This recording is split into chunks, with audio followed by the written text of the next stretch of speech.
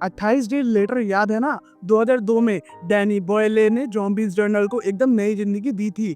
Fast moving, impacted, haunting music और वो raw intensity, सब कुछ परफेक्ट था। अब 28 साल बाद डैनी बॉयले वापस आए हैं 28 ईयर्स लेटर के साथ, और साथ में है राइटर एलेक्स गैरलैंड। ये फिल्म 20 जून 2025 को रिलीज हुई और ये एक ट्रिलॉजी का पहला पार्ट है, मतलब और 2 मूवीज आने वाली है। कास्ट भी क्या जबरदस्त है। एफ्रिन Williams, Jodie Comer's, Aaron Taylor Johnson, Rafe मेलेंस, और म्यूजिक वो भी यंग फादर्स का, जो एकदम फ्लैश वाइट देते हैं। सिनेमाटोग्राफी एंथनी डॉम मेंटल ने की है और उन्होंने आईफोन से भी शूट किया है। अब सवाल ये है कि ये मूवी देखने लायक भी है या सिर्फ हाइप बना रखा है। तो दोस्तों, welcome back to Sameer movie review.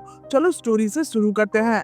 Film की शुरुआत होती है एक फ्लैशबैक से। रेज वायरस के पहले आउटब्रेक के वक्त एक छोटा लड़का जिमी अपने घर से भागता है जब इन्फेक्टेड लोग उसके परिवार को मार देते हैं। वो एक चर्च में छुप जाता है जहां उसका पिता, एक प्रीस्ट, उससे कहता है ये सब डिवाइन जजमेंट है। प्रीस्ट अपने आप को इन्फेक्टेड के हवाले कर देता है और जिमी बच जाता है। अब 28 साल बाद ब्रिटेन अब भी क्वारंटाइन में है। यूरोप सेफ है, लेकिन यूके एक नॉन रिटर्न जोन बन चुका है। स्कॉटिश कोस्ट के पास एक आइसलैंड है, लिंडिसफेरन, जहां कुछ सर्वाइवर्स रहते हैं। यहीं पर रहते हैं Jimmy S Aaron Taylor Johnson, एक पिता इजला एस जॉर्डी कॉमर, जिमी की वाइफ जो एक खतरनाक बीमारी से जूझ रही है, और लास्टली स्पाइक एज आर्फियन विलियम्स, उसका 12 साल का बेटा। जिमी स्पाइक को माइनलैंड ले जाता है एक हंटिंग ट्रिप पर, जिसे कुछ लोग एक कॉमिक ऑफ एज रिचुअल भी मानते हैं। मिनलैंड पे वो 2 अलग रेज वायरस के नए फॉर्म से मिलते हैं। फर्स्ट स्लोलोज, धीरे चलने वाले इम्पैक्टेड ज़ॉम्बीज, एंड सेकंड अल्फाज, म्यूटेंट, इंटेलिजेंट और वायलेंट इफेक्टेड ज़ॉम्बीज। एक बॉनफायर देखकर वो समझते हैं कि कोई और भी जिंदा है। ये बॉनफायर डॉक्टर आयन केल्सन यानी राफ फिनरेंस का होता है, एक मिस्टीरियस डॉक्टर साइंटिस्ट जो मिनलैंड पे अकेला रहता है। वापस आके स्पाइक को पता चलता है कि जिमी ने उससे इजला की इलनेस और डॉक्टर केल्सन के बारे में झूठ बोला। जिमी ने स्पाइक से 2 बड़े झूठ बोले थे और दोनों उसकी बेटे के ट्रस्ट को डीपली हर्ट करते हैं। पहला, इजला की बीमारी के बारे में झूठ। जिमी ने स्पाइक को बताया था कि इजला यानी स्पाइक की माँ की तबीयत ठीक हो जाएगी या वो सिर्फ थकावट से गुजर रही है, लेकिन असल में इजला एक खतरनाक बीमारी कैंसर से जूझ रही होती है। जिमी ने ये सच छुपाया ताकि स्पाइक का बचपन बचा रहे, लेकिन स्पाइक को लगता है कि उसे इमोशनली मैनिपुलेट किया गया। सेकंड है डॉक्टर केल्सन के एग्जिस्टेंस के बारे में झूठ।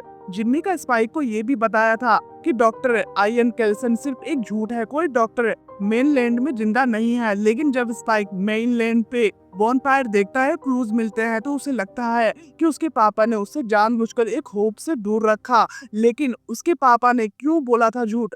जिम्मी का मकसद था अपने बेटे को प्रोटेक्ट करना। उसने सोचा कि स्पाइक अभी इमोशनली मैच्योर नहीं है इतनी बड़ी सच्चाइयों के लिए, लेकिन स्पाइक के लिए ये झूठ एक धोखा बन जाता है और इसी वजह से वो खुद अपनी माँ को लेकर मेनलैंड चला जाता है डॉक्टर केल्सन से क्योर ढूंढने। ये कॉन्फ्लिक्ट ही फिल्म का इमोशनल कोर बन जाता है। एक बेटा जो अपने पापा के झूठ से निकलकर अपनी माँ के लिए सच का रास्ता चुनता है। जब इस्ला की तबीयत और खराब होती है, स्पाइक खुद उसे लेकर मेनलैंड चला जाता है डॉक्टर केल्सन से क्योर ढूंढने। स्पाइक हेलुसिनेशंस, अंडररेट हॉर्ट्स और अपने इमोशन से लड़ता है। डॉक्टर केल्सन से मिलता है जो एक फिलोसफिकल और डिस्टर्बिंग साइंटिस्ट है। फिल्म का एंड एक्शन से नहीं, इमोशन से होता है। स्पाइक अपने बचपन को पीछा छोड़कर एक नए इंसान बन जाता है, एक ऐसा बेटा जो अपनी माँ के लिए दुनिया से लड़ गया। डैनी बॉयले के डायरेक्शन भाई एकदम नेक्स्ट लेवल है। वो रोज आउटब्रिक्स एनर्जी को 28 डे लेटर में थी, वो यहाँ पर भी है, लेकिन अब एक मैच्योर टच के साथ। हर फ्रेम में टेंशन फील होता है। सिनेमाटोग्राफर एंथनी डॉड मेंटल ने कमाल कर दिया। आईफोन से शूट किए सीन्स एक ग्लिटरी रियलिज्म देते हैं और ड्रोन शॉट से लैंडस्केप भी जो ड्रॉपिंग लगते हैं। लाइटनिंग और कलर पैटर्न भी मूड सेट करता है, कभी डार्क कभी एरी। बॉयले ने मॉडर्न टेक और ओल्ड स्कूल हॉरर का परफेक्ट मिक्स बनाया है, लेकिन वायरस के साथ एक छोटी सी प्रॉब्लम भी है जो बाद में बताऊंगा। अब चलो कास्ट और म्यूजिक की बात करते हैं। सबसे पहले कैरेक्टर्स एंड परफॉर्मेंस इस मूवी का सबसे बड़ा हाईलाइट है। Spike played by RP Williams, ये कैरेक्टर एक 12 साल का यंग सर्वाइवर है जो आइलैंड पर रहता है, और उसका रोल मूवी में बहुत क्यूरियर है। स्पाइक न सिर्फ फिजिकल स्ट्रांग है, बल्कि उसमें एक इमोशनल डेप्थ भी है जो आपको कनेक्ट करता है। जब वो अपनी माँ के साथ मिलने जाता है उसकी बीमारी का इलाज ढूंढने, आपकी आंखों में आंसू आना पक्का है। उसके डिसीजंस और बहादुरी दिल जीत लेते हैं। एफी विलियम्स ने इस रोल को इतनी इंटेंसिटी से प्ले किया है कि हर सीन में आपने उसके स्ट्रगल्स को फील करना है।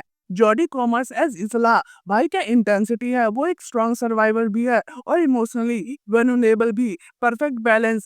एरन टाइलर जॉनसन का जिम्मी एक टफ गाय है लेकिन उसका बैक स्टोरी आपको रुला सकता है। राब फिलनेस एज डॉक्टर आयन केल्सन एक मिस्टीरियस साइंटिस्ट है और उसका डायलॉग डिलीवरी गूज़बम्प देते हैं। एडविन राइडिंग और जैक ओ कोनेल जैसे सपोर्टिंग एक्टर्स भी अपने मार्क्स छोड़ते हैं। हर एक्टर्स अपने रोल में 100% फिट है। केमिस्ट्री भी जबरदस्त है, स्पेशली जॉडी और एरन के सीन्स में एक भी वीक परफॉर्मेंस नहीं है। म्यूजिक की बात करें तो यंग फादर्स का स्कोर हंटिंग और एनर्जेटिक है। एक चेस सीन्स में उनका ट्रैक दिल की धड़कन बढ़ा देता है। अब चलो थोड़ी सी कमियां भी देख लेते हैं। तो अब बात करते हैं, क्या ये मूवी परफेक्ट है? बिल्कुल नहीं, लेकिन इसने दिल जीत लिया। स्टोरी के ट्विस्ट आपको शॉक करेंगे, डायरेक्शन और विजुअल्स आपको इमर्स करेंगे और कास्ट आपको इमोशनली कनेक्ट करेगी। लेकिन कुछ चीजें थोड़ी और बेटर हो सकती थी। कभी कभी पेसिंग थोड़ी स्लो लगती है, स्पेशली सेकंड एक्ट में, और कुछ साइड कैरेक्टर्स के आज थोड़े रस्ट फील होते हैं। लेकिन ये छोटी सी बात है एक बड़े एक्सपीरियंस के सामने। मूवी का क्लाइमैक्स उफ एकदम माइंड ब्लोइंग। ये एक ऐसी फिल्म है जो आपको थिएटर से निकलने के बाद भी सोचने पर मजबूर करती है। अब प्रोज एंड कॉन्स की बात कर लेते हैं। प्रोज की बात करें तो माइंड ब्लोइंग ट्विस्ट और जॉडी कॉमर की अनरियल परफॉर्मेंस। कॉन्स की बात करूँ, सेकंड एक्ट में थोड़ी स्लो पेसिंग है। तब कंक्लूजन की बात कर लेते हैं तो दोस्तों 28 ईयर लेटर एक मस्ट वॉच है। ये ना सिर्फ जॉम्बिस फैंस के लिए है बल्कि हर उस इंसान के लिए है जो सस्पेंस, ड्रामा और हार्ट पाउंडिंग एक्शन चाहता है। डैनी बॉयले ने फिर से दिखाया है कि वो जर्नल के किंग क्यों है।